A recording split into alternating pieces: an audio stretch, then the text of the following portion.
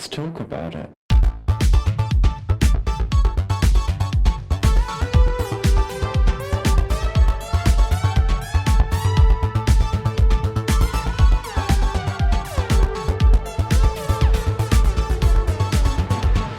Hello and welcome back to a special episode of Thicc Radio, the podcast where we talk about gaining, feedism, and everything in their orbit. I'm James. And I'm Tim, so let's get into it. Today we're welcoming to the show for the first time, we're welcoming Jeremiah and his partner Patrick. Hello, how are you boys today? Greetings, thank you for having me. Hi. Good to have you both. Thank you for being here, and may I just say, happy Valentine's Day to the lovely couple. Thank you, and to you. Oh, thank you so much. My non-gainer partner is somewhere off in the corner, probably just going because he does not care about such such trivialities, unfortunately. But this is what we're talking about today. We're talking about the loveliness that is Valentine's Day and your gorgeous selves. Now, to be clear, because you guys are an adorable couple, how long have you been together overall? We met at the end of 2012, and mid to late 2013, we formally started dating. And we got married in 2016. Oh. Oh, wow. So you guys been at it for a minute then? Yep. Oh. Did you guys get married June of 2016, or did you wait until after? It was December of Oh, 2016. December. Yep.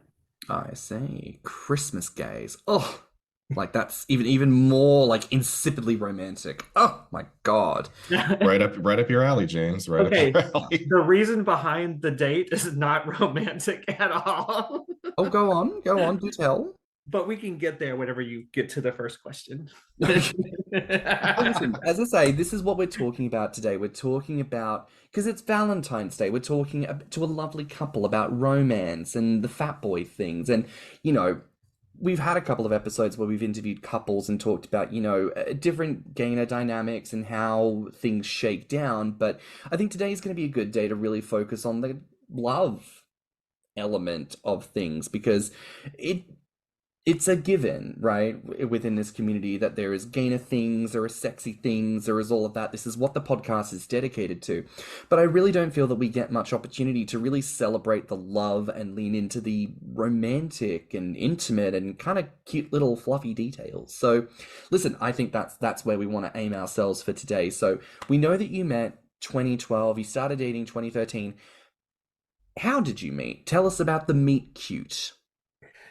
You know, I think I really enjoy telling the story. We actually met at a Grommr, and there were a bunch of lovely gentlemen there. During the Grommr, we had gone to multiple places, including one of the city's large parks. And while at the park, we were walking through an open field, and I fell into a hole. I guess like my ankle fell into it. It was covered with grass. You couldn't see it from a distance, but when my foot hit it, it went down into the hole. I twisted my ankle, and I continued walking for a little while, but after a short while, it swelled up. We get back to the host house. Wait a minute. You're skipping the best part. How come he hit the hole? So we were all acting a fool, and he decided to do one of those little hop skips, you know, where you jump in the air and you clap your feet together. And when he did that, he landed and hit a hole. Oh no. I didn't feel like I had to tell every single detail. But that's the the day, funny part. It's cute. But anyway, we get back to the host house, and my ankle has swollen huge, and it's clear I will not be able to walk around. And so I kind of laid down with my back on the floor and my foot propped up on a table in the corner, and most of the other guests there just kind of ignored me. And Patrick sat down next to me, and he's like, "Can I bring you food? Can I get you some drink? Do you want some ice for your ankle?" And he waited on me hand and foot. He was such a nice person. And so that was the very first day I met him. But he also had told me that he was planning to move off to Texas, and then later his family was moving to Mexico. And I was like, okay, don't get attached to this kid, because I have no interest in going to either of those places. And so that was the initial, like, how I met him. But we began dating shortly thereafter, when my grandfather died, I was very close to him, and the night I got the phone call, I really didn't want to be by myself. I was really upset, and I called several friends. Nobody was available. Patrick had given me his number, but he lived 2 hours away, and it was already 9 o'clock in the evening. And I finally said, you know what? Let me call him anyway. And I said, can you come over, please? I just don't want to be alone. I don't care if you just want to talk. We can watch TV. We can fall asleep on the couch. I don't care. I just don't want to be alone. And he's like, yeah, I'm on my way. And he was such a nice person. He's like, tell me your favorite stories about your grandfather and this sorts of stuff. And so shortly thereafter, he told me, the trip to Texas actually got canceled. We're not moving. And so we started going on a few dates, and I realized what a wonderful person he is all the time. He wasn't just acting that very first day that I met him. This is him all the time. And he is an absolutely wonderful person. And over the years, I'm even more glad to have met him and to have married him. See, first of all, can I just say, there can be miracles at the local Grommr. Though hope is rare, you can meet a nice guy. Hopefully that's not too copyright infringement. But seriously, like, how fucking lovely. Like, you can actually meet a bitch at a Grommr, and in 2012. Yeah, I will say that my very first Grommr, I remember it very, very clearly. I was the only skinny guy. I had been at a Civil War reenactment taking photographs for like 6 hours. I had driven like 2 or 3 hours to the middle of nowhere, Tennessee, to take pictures. I had been out all day. I think I was on a bag of chips and a cup of soda for that entire day. And it was like 8 o'clock. It was like 6 or 7 o'clock at night. And we went to a buffet, and I walk into a big clump of fat guys. And I'm like, okay, obviously this is the group. And so I walk up to somebody, and I'm like, okay, hi. And me and one other guy ended up out eating everybody there. But after that, I felt pretty comfortable at going to Grommr. So I tried to go to every single one of them. I was really afraid you were going to say you walked up to a group of fat guys and started talking and found out that they were not part of the Grommr. Oh my goodness. I mean, honestly, like, this is such a communal experience. People, the first time they go to a Grommr, they think, how will I know if it's the right people? And then you just sort of hear the heavy breathing, just that sort of like generic sigh of like, you see the sweat start to drip down those hot dog rolls that they got going on in the back of their neck, and you're like, yeah, this is the one. You could be a blind bitch. You walk into the back of the bar, you stick your finger up, and you're like, the humidity level has changed. I am surrounded by fat men because the moisture level has shifted in the space. Well, I will say that the restaurant itself was a very country buffet, so I'm pretty sure there was probably already a fair share of local fat guys there. But really, you were just sort of shooting the dice. You didn't quite know who you were talking to. You were like, well, this is. Oh my goodness. Honestly, every time I hear stories like this, it reminds me of when we were on the cruise and that one woman comes up to the bar. She's like, you guys are having so much fun. You must be a football team. You're football buddies. I mean, to be fair, we couldn't keep our hands off of each other. Like, everybody was all up on everybody. So, I mean, we looked like we could have exploded into an orgy at any moment. That's very true. We were very physical with one another. I keep telling you to go on one of those. I mean, I regretted nothing, honestly. It was fabulous. But back on y'all, look, I think that's such a lovely sentiment to have just taken a chance to say, like, I'm gonna trust you with this emotional moment, but also to receive someone who's willing to give their time. Drive 2 hours, ask to share stories about someone who's very intimate with you, very close to you. I think that's very, very beautiful. And in many ways, like, it cuts people one way or the other. You find out very quickly what someone's made of with such an intimate setting. When my partner and I first got together, we were only dating a month when his dad passed away. So I met his mom, his best friend, and all of his local family members by saying, hi, nice to meet you. So sorry for your loss. Like, what a day to have to show people that I'm fun at the wake. It's a challenge. It's a challenge. But I also think moments like that can bond people, I was just going to say that if it makes you feel any better, the first time that Matt met my family, it was at a wedding. So it's not like the same thing, obviously. It's more about celebration than being somber. But yeah, he had to meet the whole family during like a family event. Such circumstances, very, very challenging to kind of get up to, really. And I can only applaud you, Patrick, for being there and for meeting Jeremiah where he needed you to be.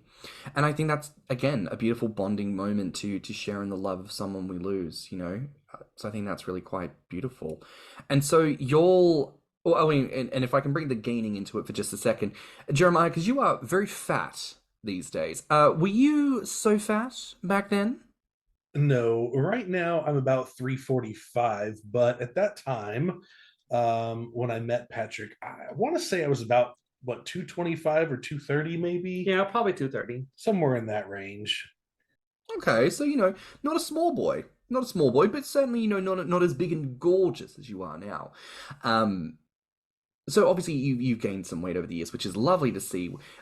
If I can probe here a little bit, do you feel that weight gain is a little bit of a metaphor for the love and quality of relationship you two have had? What a question. I don't know. I feel like if it were, I would certainly weigh way more. Patrick is wonderful. He really is. Patrick wishes to respond on his own. Go ahead. The amount of times that he's had to lose weight for health, I'm pretty sure that if health had not gotten in the way and our relationship had been constantly gaining, pun intended, he would probably be way over 400 by now. Yeah. I mean, that's also a good point to focus on here for a sec. Life happens. And sometimes in gaining, and sometimes, what am I talking about? Never in gaining do we talk about the realities of life that get in the way. We talk about the fantasy of, I've decided to be a gainer, so somehow I magically don't work, don't spend any money, and I can just afford to live at home and eat full time and get to be 1,000 pounds. Nobody talks about the realities of, I am a growing human being, but also I work a full-time job. I am a parent. I have responsibilities in life and to other people. I cannot devote all of this time and energy. And even if you can, sometimes we have health things that crop up, and I need to prioritize other narratives right now, not just stuffing food into my face 24/7. So I think that's a really, really important point to take a second around. And Jeremiah, if I can maybe ask you how you're feeling, like, with that narrative of health, like, is that something you've had to do a lot of kind of mental processing of when it comes to balancing those gaining desires? How has that been for you? I've certainly had my ups and downs. We had a couple of health issues over the years. I guess we found out that I was allergic to a particular medication, and so one of the side effects was that it was frequently causing pancreatitis. I got hospitalized so many times, spent a large fortune just to find out that it was a medication causing it. But pancreatitis causes you to lose a lot of weight, and even after it's technically over, you still can't eat regular food for fully a month. And later I was diagnosed as having diabetes, and Patrick was very supportive. I lost a lot of weight and then learned how to adjust the things that I eat in the diet so that I can still be happy with gaining, but still be healthy and keep my glucose levels in check. So we've definitely had our share of trying times, but I'm glad to be where I'm at. I will say that one of the phrases that I always say about a relationship, which people ask, is together we've moved mountains, because from day one, even before after his grandfather died, he took me to my very first cancer appointment.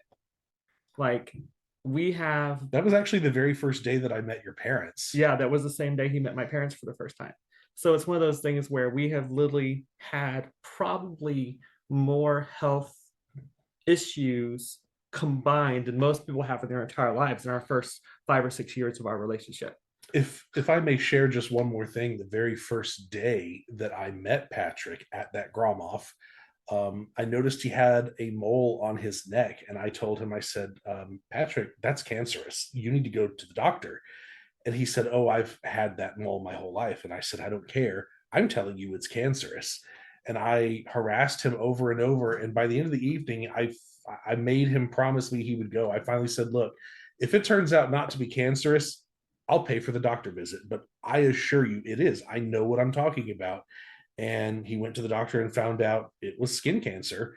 And so he's now had it 3 different times. And at one point, they thought he was going to die, and now next month he will be 5 years cancer free. So we have weathered a lot of difficulty together, but again, I'm so glad he's here. I really appreciate you both sharing these stories because, and again, we're not just today talking about the gaining of it all. Yes, absolutely, there's been weight gain, there's fat, we love it, of course, but this is the real, right? When we talk about relationships and supporting someone else, we're talking about the big things that happen in life. And when it comes to finding a partner, you really are finding an ally, someone who is going to be in your corner when these things come around. And for you both, who have both separately experienced such major events, have been able to love on one another, support one another. And that's so beautiful to get to see, not only in your relationship, but manifesting in the growth and the life that you've built together, which is wonderful. Because as you say, you've been together for a good number of years now. I mean, you were together maybe, 3 or 4 years before you got married, is that right? Let's see. Yeah. So 2012 to 2016. We would have gotten married a little bit sooner, but we had a crazy ex-roommate and I wasn't going to marry him. And so that crazy ex-roommate was gone. We'll keep that short. And actually, just to I feel like we kind of made it to that progression. We actually got married. He re-asked me to marry him the night we kicked that guy out of our house permanently. I said yes. And then we got married like 2 weeks later. We both had the flu. I was out of work. I had to go to a doctor. I had just started a treatment. So we had doctor's appointments, doctor's appointment for his flu, doctor's appointment for my treatment. And we're both sick. We're both out of work. We're like, hey, you know what? Let's just go get married. So we went to our local courthouse. We got the paperwork and the lady was like, oh yeah, you could just go across the street. There's a judge over there and he'll have a witness for you. And you can do it right there. So we got married on our sick day when we both had the flu.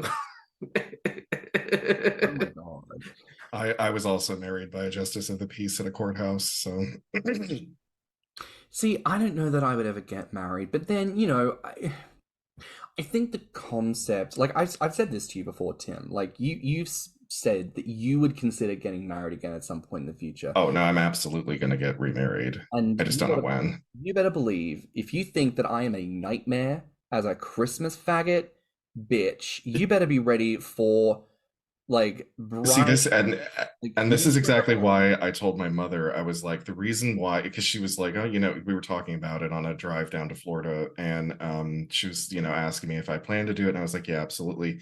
But I was like, but I want to get it all out of the way and just tell you when to show up, because I know that when you come along, you are a Scorpio, she is a Leo. This is not going to be a match made in heaven when it comes to planning. This is going to be a lion and a scorpion fighting over this little crab who wants to get married to another scorpion. So. You're talking to somebody who has been invited to weddings, and you can ask Jeremiah this, it happens every time. I'm right in there as soon as I get there. I'm fixing the cake. I am fixing boutonnieres. I am helping set tables. He takes over every time. And I go find the snack tray and sit down in front of it. Yeah, basically. like a good fat boy should, honestly. I mean, you're preaching to the choir here. That's what I want to do. I just want to sit down in front of the snacks and. Your mother and I are accidentally going to make you into a fucking super chub by the time your wedding rolls around, because we're constantly going to be trying to push you out of the way of your own wedding to go, here, sit down, shut up, I need a donut, I need to fight this bitch for a minute. Yeah, and then when it comes time for me to get fitted for the suit again, they'll be like, did you put on a lot of weight since the last time you were here? You're like, my best friend and my mother won't stop fighting, and I can't process this without donuts. God. I will say that I kept our wedding outfits, and I would like to do a comparison or like a recreation of our pictures together. See, now that's cute. Later. For like a recommitment ceremony at like the 10-year anniversary or like the 15-20, that'd be really cute. I like that. Well, I could put the entire pair of pants on one leg. Okay, yeah, we are going to probably have to get a new shirt and some new pants, but there you go. There you we got all the rest of it. But I love that. So I mean, you guys got married like 3-4 years after being with each other. And if I can ask you, maybe again, touching on the more intimate, like, how did you know that you wanted to be with each other? I'm really glad that I waited, because previously I had been engaged to a lovely gentleman, a muggle, a civilian, but I was really happy. And then as we got close to the date, I started getting cold feet, and I kept telling myself, it's just cold feet, I'll be okay. And we were like 2 weeks out from the date, and I had done no planning at all. I told him I would take care of everything, and I hadn't, because I think deep down I knew that this was not going where I wanted it to go.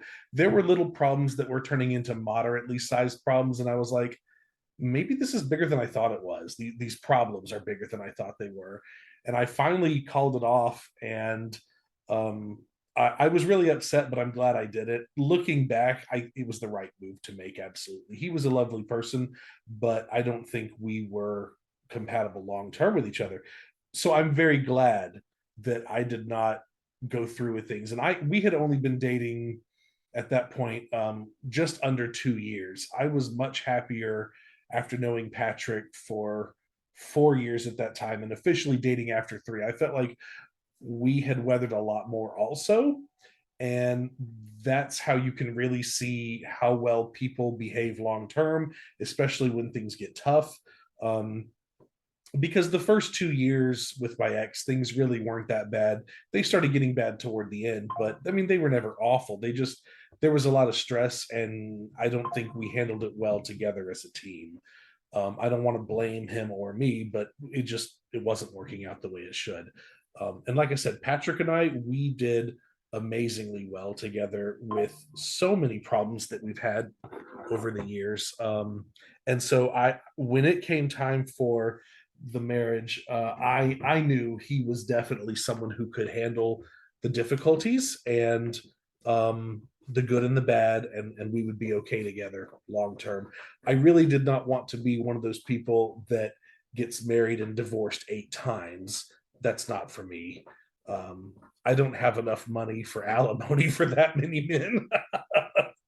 Hey, I mean, I love the thought that at the very least in a divorce, like what money is in the settlement, like instead of like paying for a child, you're paying for like the food baby instead. It's like I have to every month pay like a couple hundred to sponsor the food bill. I'm suing for custody of the deep fryer.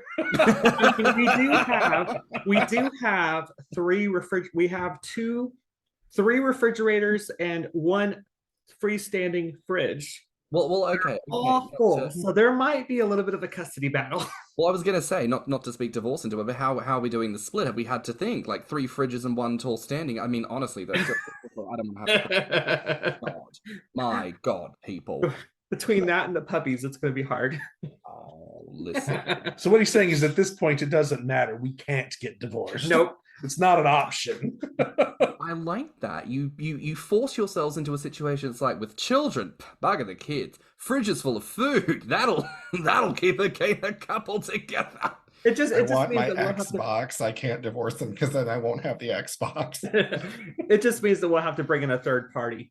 That way we can each... An arbitrator? No, I'm talking about somebody else we can love instead. Oh, I love that. Like when the divorce seems final, it's just like, no, you bring in a third person to be the mediator between, but the mediator, you know, Yep. while they're helping you counsel, they're like frying up a steak or something. Like, everybody calm down, have a butter fried steak. It'll be fine. Have That's dinner. that person will have to be a feeder and an encourager if it's going to work. See, now these are narratives I want to hear more about. Like, as gainer couples evolve and we hear more about these narratives, how do we settle such disputes? How do we open ourselves up to these more, typically cishet narratives of relationship with the gainer flavorings on top, right? I want to hear more about all of this. Do you know what? I want divorce court gainer style. Oh I God. want that. Like, fat boys like squeezed into the booth, like complaining, but as they're wagging their fingers, they're actually like wagging like turkey legs at each other. Like, Is this and just because I showed you what American court television is like? yes, ever since then I've been obsessed. I want the judge to have like a turkey leg gavel, like silence in the courtroom, smack, smack, smack. And there's like the bailiff has like a chef's hat on, and he's constantly like handing out snacks and hors d'oeuvres and shit. I will say, one of the things I'm most proud of with Patrick is that we don't argue. We of course have disagreements about stuff. I really want this, and he really wants that. But we work through our differences very well. I think we've only had one real argument, and it wasn't the sort where anybody was hitting or throwing things. It was just like, I'm very upset and I need to calm down, and we're going to talk about this later. And it was probably like 30 minutes later, I was ready to talk. And I don't think he was at the time. And I was like, okay, fine, but I'm ready to talk. I want to get this over with. I don't like staying mad, and I cool off quickly. But I really love the fact that we don't argue about much at all. And so if anybody is like looking for unsolicited advice before getting married, I would say find somebody that you do not argue with very often at all. That's definitely pleasant, not fighting with him constantly about everything. I would like to define though that we definitely have our tizzies every once in a while, but it's more or less when we're both stressed. Our nerves kind of go up a little bit, and you're kind of, it just happens, and that's just being an adult. But I can honestly say that on our counting with our fingers, we've probably had what I would call drag out arguments once. And I would say tizzies that involved a lot more yelling before we had our teenager, maybe 3. Right. And it was normally over something stupid that one of us started. If you'd like an example for context, I always say to people, that's not an argument until you're standing out on your own front lawn at 3:00 in the morning, coked out of your gourd and screaming at your boyfriend for all of the neighbors to hear. That's an argument. I don't think we've had any of those. Our old next door neighbor, though, that was their favorite place. So I was just like, Tim, is there a story you'd like to share with the listeners? No, that exact thing happened. I was out on my front lawn at 3:00 in the morning in the middle of winter, coked out of my gourd, screaming at my were we married at the time? I think we were married at the time. But that was a common occurrence. Like, I used to, like, my next door neighbor would like see me out and about taking the trash cans out or whatever. And she'd be like, "Are you and Jamie okay? Because we hear a lot of noise coming from your house late at night." Like, fuck. We had next door neighbors like that at our old house. I kid you not. It was probably once a week.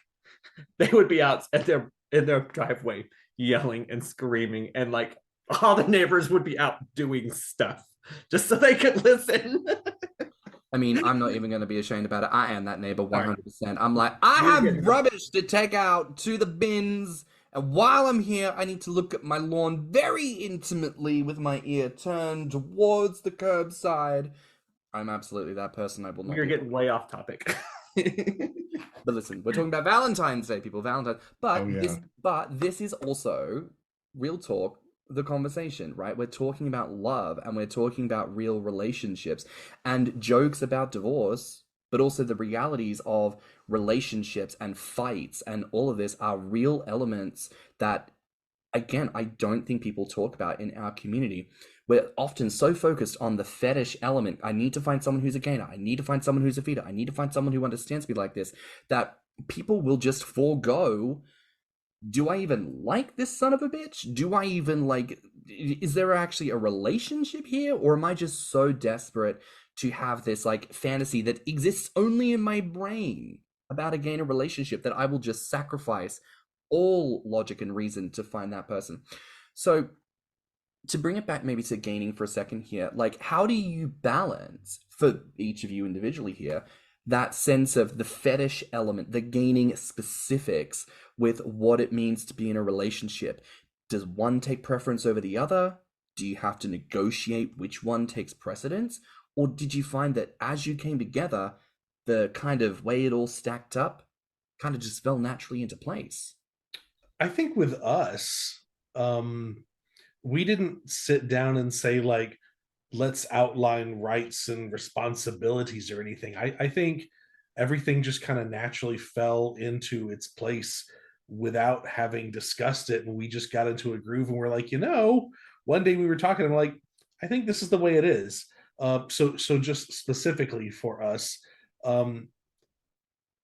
Patrick considers himself a gainer and an encourager, but he is more focused on encouraging. And I think I'm kind of the opposite. I like fat guys and I enjoy occasional encouraging, but it really doesn't normally excite me or make me too happy. I'm more of the gainer side. And so that works out really well for us. I don't know how things would have gone if we were in conflict with each other, but it has worked out perfectly for us. That I tend to be more interested in the gaining side, and he tends to be more of an encourager. But he's put on some weight over the years too, and that absolutely delights me. Does not bother me at all. And if he puts on more weight, that's just more to love. I will say that from my side, I think it was also kind of learn as you go, because we kind of would figure out what he likes, what he doesn't like, what I like, what I don't like. Not just by asking questions, but by just doing something like, that wasn't really my thing. Let's try something different. Or, I think he was talking about it being gradual, but I think it was gradual because we're always pretty open with that stuff to each other. And so we were able to kind of adapt and learn as we go about what he enjoys and what I enjoy. Now that we have a kid, we've started doing date nights, which when you're an adult, that means going to go get groceries and getting something to eat, and so we'll go stock up at Sam's Club, because we got 3 refrigerators and a freezer, and we'll go get fast food out, and that'll be kind of like our date night, our gainery date night time, and then we'll come home and cuddle and do the other stuff and things like that, so we try to do that fairly regularly, and then also we try to. I'm somebody who sometimes doesn't know how to turn off. So sometimes Jeremiah has to kind of rein me back in and say, hey, I haven't been seeing you until bedtime. And so that's kind of one of our things together is we try to spend a couple hours every evening just cuddling in the bedroom, watching TV. And sometimes I'll be like, hey, do you want second dinner? So. I mean, if I can probe a little here, how have you found being with each other as people in the community versus the way your relationships formed with civilians? Do you notice a great difference or not so much? I think there's very little difference with Patrick in how he behaves around the civilians or the gainers. In fact, he very frequently forgets that he's around civilians. It's happened several times we are with friends, especially friends who might happen to be bigger guys, and he'll be like, oh, let me get a picture that'll look great on Grommr. And then the guy looks and his head kind of twists sideways. What's Grommr? And Patrick's like, oops, and then of course the cat's out of the bag. He's like, tell me what that is. And so we've had some awkward conversations with some of our civilian friends who, by the way, all were interested. I was very surprised. And some of them are on Grommr now. Some of them are on Grommr. A couple of them tried it out and it wasn't for them, but they were not judgmental people. So that was very interesting. But Patrick is not the sort to keep a secret. In fact, if you need to get some information out to the general public quickly, tell Patrick this is a deep, dark secret. Don't tell a soul. And in an hour, everybody will know. It is not that bad. It is that bad. I know when it's really important to keep something to ourselves, I can do it. Okay. But the point is just that, like, we have had this encounter a few times. Patrick treats everybody the same. All of our friends come over and he is pushing food right in front of them the moment they sit down. Here, baby, have some cookies. Would you like some extra roast beef? How about I get you another burger? Oh, I've already had 3. Well, you need 4. He does that stuff to everybody. He is such an encourager. I am a Southern person. Okay, that's just how we do it in the South. Okay. So the takeaway is we need to go hang out with them. The takeaway, the dine in is we'll be doing Thicc Radio live, and after the course of an hour, it's like, why is the broadcast stopped? It's just like a lot of heavy breathing, and it's like, so Patrick fed us the meat. Now we're kind of half conscious on the couch. I can't tell if my sugars are high or low, but Patrick's coming over with cookies and a shake, so we're gonna find out.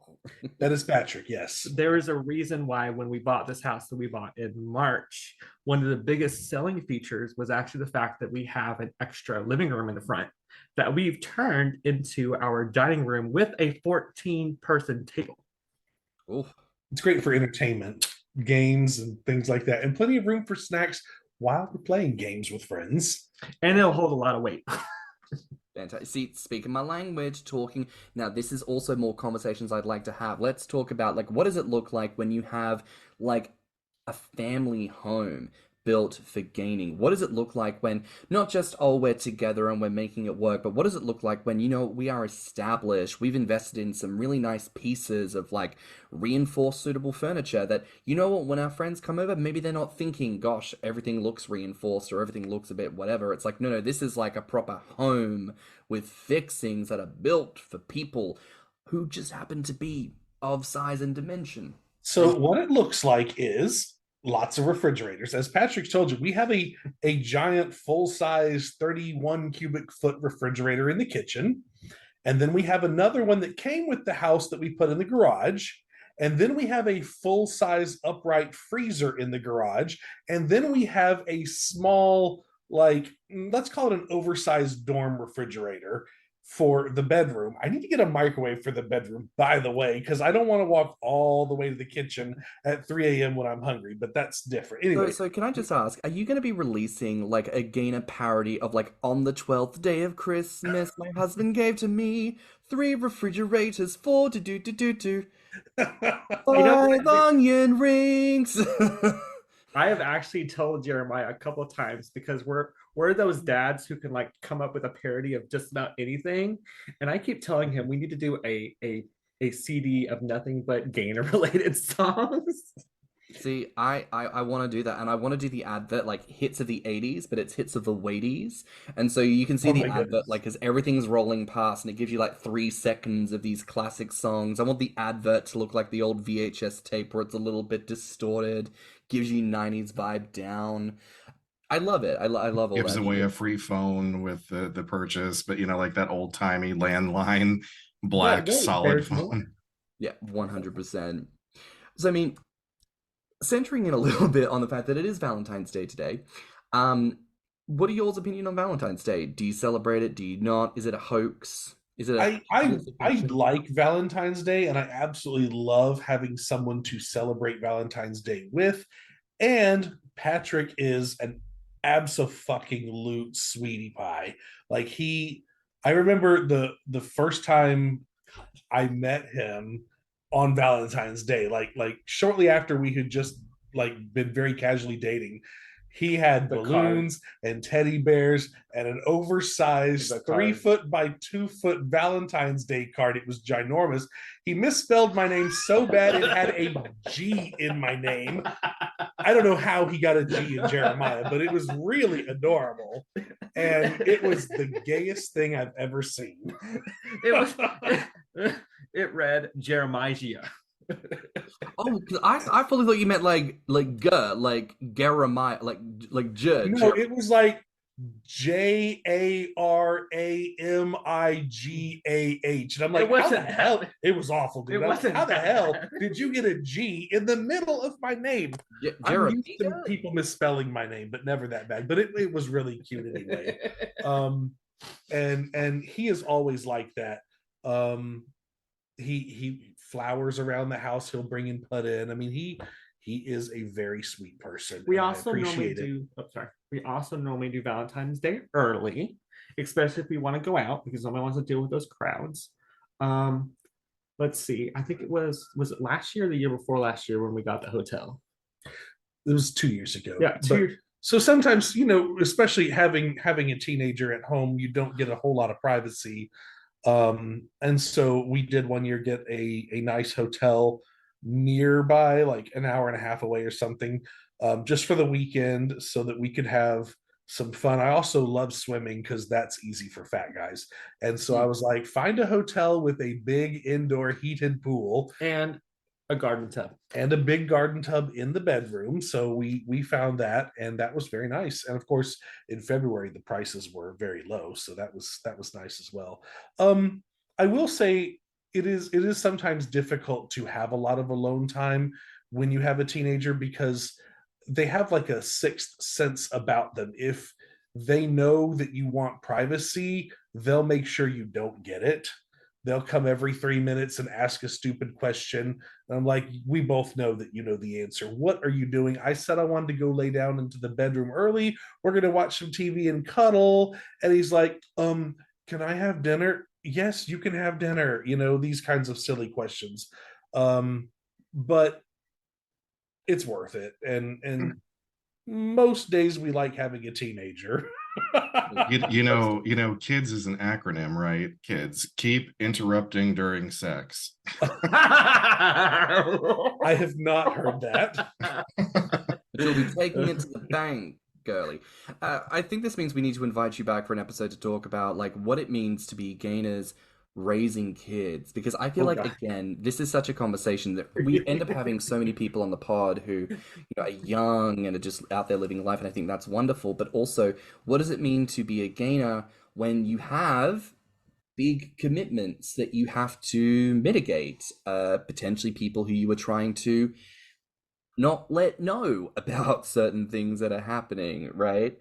So I should note that our teenager is 18 now, so he is an adult. But even when he wasn't, again, Patrick's not good at keeping secrets. He figured out that Patrick likes bigger guys, and that was okay. I think that's really about as much as we told him. I was like, look, dude, it's a preference. You might like people with blonde hair more than black, perhaps, or whatever. Not that that's an absolute deal breaker, but you might enjoy people who are a little bigger, or people who might be a little more muscular, or those sorts of things. Some people have a penchant for taller guys or maybe shorter guys, and Patrick's penchant happens to be portly gentlemen. There we go. And that was a good enough explanation. He's like, oh, okay, that's cute. And that was really sufficient. So I guess you might have to tailor the answer for the age group, the maturity, and that sort of stuff. But he was totally accepting of that answer.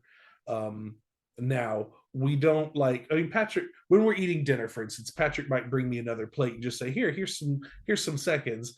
He doesn't say like, rip your fucking shirt off so I can shove this down your throat, big boy. He doesn't say anything like that. Actually, it's called rephrasing. It's called Jeremiah. You need to take off your shirt so you don't get sauce on it. Well, but that's not what I'm talking about. So my point is just that, it can be a little bit restrictive with certain activities, or you might have to do them later in the evening when you can go to bed if you want to be fed by your husband while naked or something. But it doesn't stop those things. It just, maybe you just have to retime them, just as any normal couple might have to do things a little bit differently. You can't have sex on the couch at 3 p.m. if you have children at home, whether you're a gainer couple or not, right? But it's interesting because a number of people have asked me, like, what's it like having kids? Well, I mean, it's just like any other couple having kids. Some days are absolute wonderful delights, and some days you're like, am I losing my goddamn mind? We've had some of those days. Some days I'm like, do I regret going through all of these adoption classes and the difficulty and the expense? And then some days I'm like, this is the best thing I've ever done. And I'm sure that if you asked any well-seasoned parent, they're going to say the same thing. They've had good days and they've had bad days, and they've had really awful days, and they've had wonderful, fantastic days. But when you adopt, especially older teenagers, they come with some baggage sometimes. And you can't really help what has happened to the kid before you knew them. So we're working through some stuff. And occasionally I'll get text messages from other gainer friends or encourager friends, and they'll be like, hey, let's chat right now. And I'm like, I can't, I have to do adult stuff. That's kind of tech speak for I have to deal with the teenager. We're having a problem. Last night he had a meltdown and just started crying, and I'm like, okay, come and sit, let me hold you, we'll talk, tell me what's wrong. And I'm happy to do that. Like, that's my job. But you have to be accommodating to those things. You can't be like, nope, I want to go out to dinner right now, because we had planned to do that. And I was like, well, I guess it's going to wait. And Patrick, is getting stuff ready, and I'm coddling the teenager. But we worked it out, and after a little while, everything's okay. So I guess it's the same as any other parent. You have to put the kids first. You really do. And if you're not prepared to do those things, then maybe parenthood isn't for you, or at least not right now. Babysit someone else's kids. That way you can send them back when you're done. If you need some kids in your life, but you don't want to give up everything, There you go. So for the second part in our series about braising children, we'll call it, we'll invite you guys back next season. We'll have a conversation. But I think this is great. These are real topics that I think more people need to hear about, especially as far as it comes to, as we keep coming back to, balancing gaining with the realities of relationships, with the realities of life. So if I can ask yours opinion on this, like, how do you feel the community handles the more intimate romantic aspects of gaining and feedism? Do you feel like there's a lot of opportunity for that, or do you feel like it's kind of overladen with just sex, and nothing else? My opinion is that I think we've both been on Grommr since the beginning. Mm-hmm. Over the years, I do feel like there's been a lot of the sex part. But for the people who have been on there a long time, you can tell they've been on there a long time, because a lot of them are in relationships, like actual relationships, and have created actual friends and have created a life around gating or with gating. And then there's those newer members who are just in it for the fun and haven't made it to that concept yet. So I think I personally think that it's all about perspective. As in other words, for me, I do think that the amount of couples that I've seen lately has grown a lot of good, happy couples. But of course, there's always going to be those noobs who are new to the scene or haven't been on there very long, who just create message after message or post after post saying, let's meet up and get fat, when they have no idea what the heck they're doing. So I'm kind of like right in the middle. Like, I think it's a good balance, but there are definitely times where I'm like, okay. Sometimes I get messages of like, oh, let's meet up and have sex right now. I'm like, I'm married. I'm okay with being a little open, but you can't just flat out say that. We have to get to know each other. We have to be friends. If somebody wants to do that stuff, I'm like, okay, you can talk to me, you can talk to my husband, and get to know both of us, and then we'll kind of see how it goes after that. But it's kind of just, we like to take it slow and get to know people. Personally, I've seen, I guess I should say, I feel that a lot of people do fit into just one of two categories. There's not really an in between. There are a lot of them that are interested in sex or one night stands, and then there's a smaller handful of people who are looking for long-term relationships, whether romantic or not. I've got a number of friends that I've known since the very beginning of Grommr, or even the Beefy Frat days. And they are absolute wonderful people. When I've had trouble, I can call them, and vice versa. Let's chat. I'm having a bad day and I just need someone to talk to and to vent my troubles to.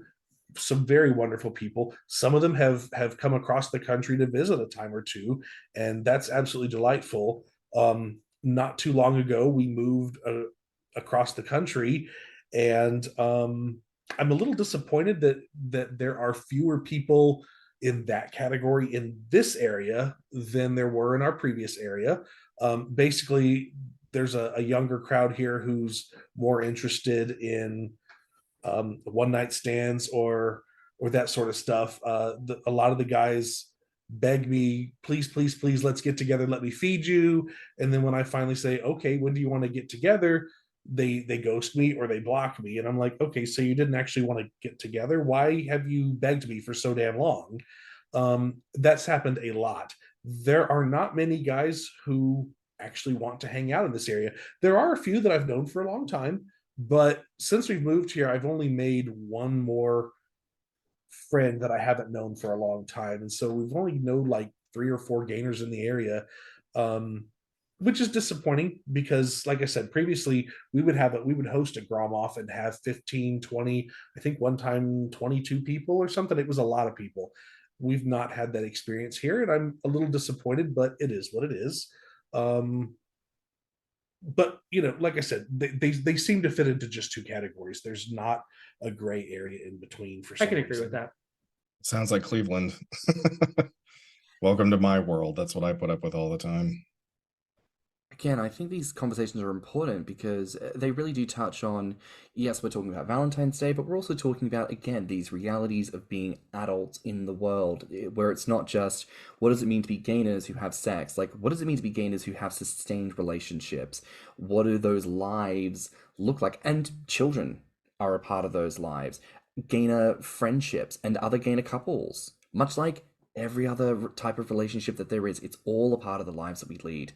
So as we come near to the end of this episode, I want to ask for the pair of you, like, as today is Valentine's Day, our listenership of the gainers, what is like just a piece of advice you want to put out there to people who, either they're looking to start dating potentially within the community, or maybe they're people who have tried and maybe they're spinning their wheels a little bit. What's a piece of advice you'd like to give to the listeners? So I've had a number of people tell me they really want somebody. Maybe it's an encourager who wants a gainer, or a gainer who wants an encourager or something. But they're like, I can't find anybody. And they give up really quickly. It took me a very long time. I'm not sure exactly when I was ready to start dating because I joined Beefy Frat like right out of high school, and I was not ready to date immediately. But I mean, between that time and when I found Patrick, it was fully 10 years. It will take a bit of time, but things you can do to speed that up are to make yourself available. If there's a Grommr, go to it. And you have to be willing to drive. I've had some guys be like, oh, I really want to hang out, but you're 30 minutes away. I'm not going that far. 30 minutes is nothing if you're looking for somebody either to be a friend or possibly a romantic interest. And I think it also works better if you go into it trying to make a friendship. And if things happen to develop later, that's great. But I think if you try to start a relationship right off the bat, I think those more often than not don't turn out well. That's just my experience. But, a couple of things there. So you have to make yourself available, go out and get out of your comfort zone, meet people, be willing to drive a little further.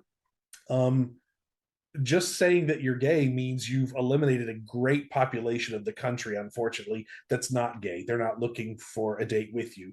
So that cuts down 90% of the people right there. And then saying that you like fat guys, well, that's a very slim portion of gay people too. So if you're not willing to get out of your community, you're never going to find somebody. You're just going to have to do it. I have driven 8 hours to hang out with guys, and we had a great time. And we're still friends 20 years later. And these people are absolutely there, but you have to look for them, and you have to be willing to work for it, and you have to be willing to put something into it. Call them up every now and then, even if they're across the country. I call my friends and let's just chat and regularly check in with them. How's your life going? What is good in your life? What is bad? Let's build a solid friendship. That's a key foundation to a good relationship. And maybe you'll get lucky and things will move to the next step with one of those gentlemen if you're willing to do that sort of stuff. For me, if we've got the time, for me, we are more than just gaming. Whenever, and that's something that still drives me nuts to this day, is I've actually got a couple friends who only want to talk about gaining when they talk to me. And I'm like, but I'm more than just a gainer and encourager. So when Jeremiah and I talked, we didn't just talk about gaining. We talked about life. We talked about what was stressing us out. We talked about our day. And yes, we would talk about gaining in between that stuff, but you have to be willing to meet the person, get to know their personality, but also tie that stuff in there too, so that you know that they're actually interested. But you also have to be willing to get out of your comfort zone. Don't just sit behind the screen and ask for something if you're not going to do anything about it. Like I said, anytime we had a Grommr, I went to it. I might have been tired. I might have had a really long day at a Civil War reenactment, but I still showed up and went because I knew what I wanted. I knew I wanted to find somebody in the community, and I put forth the effort to do so. I did not flake, and if I did ever flake, that person had a very long reason as to why I didn't, and they always tried to reschedule. So, we are more than just gainers. We have lives. I mean, Tim, what about you? Do you have any advice for people in the community who are looking to make connections on this Valentine's Day? Just the same thing that I've been saying, and it echoes what both Jeremiah and Patrick have been saying. You have to take some chances. Like you can't get anywhere if you don't step out of your front door.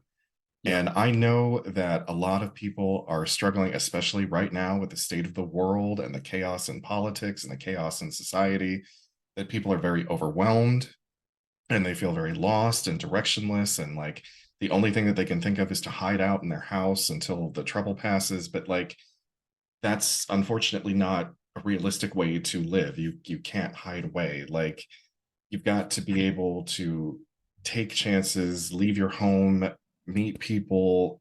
Everyone has social awkward tendencies. Everybody, even the most confident person has them. It's a matter of, you can't let them rule you. And as someone who used to let them rule me, and why I was a wallflower for so many years, like when I finally managed to come out of my shell, I realized I was like, oh my God, I've wasted all this time. All this time I could have been doing all this stuff, and I didn't do it because I was holding myself back. So I encourage people to take chances. And yeah, I know all that mental stuff is going to be weighing on you, but you try to keep in the back of your mind that people are less judgmental than you think they are. And most people are willing to have a civil, happy, lighthearted conversation. It doesn't always have to be something super deep, and maybe if you don't know the subject that you like, you can always change it. Like, I'm just saying, take a chance, because you don't know what's going to happen. My honest advice is breathe. It's not that big a deal. The majority of people in our community will end up dating people who are civilians. And that's actually okay, I think. I think it's wonderful when you do get to share that relationship with another gainer, with another feedist. But a sustainable relationship comes down to the people. I think that's ultimately the takeaway from what we've learned about the pair of you today. The gaining is hot. It's wonderful. It's great. But there's so much that clearly leads to the foundation of your relationship that has nothing to do with gaining. It's a lovely coincidence, and it's a great way to meet someone. But what has sustained you has nothing to do with gaining. It's everything to do with who you are as people, the love that you have given each other, and the willingness to show up for another person. And ultimately, that's the same thing for relationships. It's the same thing for friendships. It's the same thing for any connection. It's giving a damn and taking a breath and remembering that all of this is fine. It's okay. It doesn't have to define you. It doesn't have to be the end of the story. There is more out there than what we give ourselves credit, and much like I think we've come back to today, it's all about just taking a chance. So listen, I want to thank the pair of you for giving us a chance to get to know you both today. I think this has been really wonderful on this Valentine's Day. Have you both got some kind of special gainer Valentine's Day meal planned? Undoubtedly we will, but not at this moment. we kind of put it off, so we'll figure something out. You'll figure something out. Fair enough. Well, listen, thank you both again so much for being with us here today. Now, where can our listeners find each of you online? I am on Grommr as user superjere, and that's really the main place that you can find me. That's where I am. Patrick runs an account for me, but he takes care of all of that. And to be perfectly honest, I don't even remember the username, so he can share that information. So technically I could say me. So I am feedmyman500 on Grommr, Twitter, BlueSky, and Instagram. Fantastic. Well, listen, that's a wrap for now here on this special episode of Thicc Radio. Please remember to like and subscribe, rate us 5 stars, and leave us a good review. Now, if you liked this episode, the podcast, or just us in general, please share it with your friends and encourage them to tune in. You can find me on Instagram and BlueSky at stannnum. And you can find me on Instagram, Twitter, YouTube, and TikTok at thiccmouse. You can also look us up on Instagram, YouTube, and TikTok at Thicc Radio, or at our website, podpage.com/Thicc Radio. If you want to submit a voice note or become a financial supporter of the show, you can find the links in the show notes, and you can also write to us at thethicradio@gmail.com. So until next time, bye, Fats. Bye, Fats. Bye, Bye, Fats. Fats. Let's talk about it.